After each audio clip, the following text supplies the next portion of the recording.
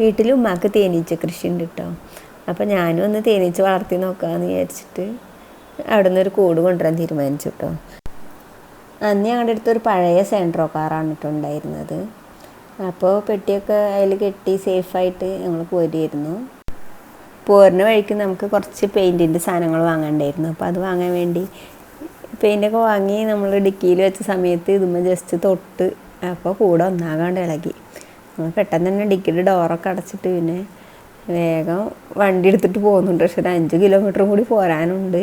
കാറിൻ്റെ ഉള്ളിലാണെങ്കിൽ ഫുള്ള് തേനീച്ച. മക്കളൊക്കെ ഇങ്ങനെ കുനിഞ്ഞിരിക്കുക കുത്തെങ്ങാനും കിട്ടുമോ വെച്ചിട്ട്. ഞാനാണ് കേട്ടോ ഡ്രൈവ് ചെയ്തിരുന്നത്. അപ്പോൾ വണ്ടിക്കാണെങ്കിൽ ബ്രേക്കും കുറവായിരുന്നു. അപ്പോൾ അതിൻ്റെ ടെൻഷനും ഉണ്ട്. പിന്നെ ഗ്ലാസ് ഒന്നും താഴ്ത്താനും പറ്റില്ല, തേനീച്ചകളെങ്ങാനും പുറത്ത് പോയാലോ. എന്നാലും അൽഹംദുലില്ലാ കുഴപ്പമൊന്നുമില്ലാതെ നമ്മൾ വീട്ടിലെത്തി. ഒരു കുത്തു പോലും ആർക്കും കിട്ടിയില്ല കേട്ടോ. ഇപ്പം ഇത് ആലോചിക്കുമ്പോൾ വല്ലാത്തൊരു അതിശയമാണ് കേട്ടോ തോന്നാറ്.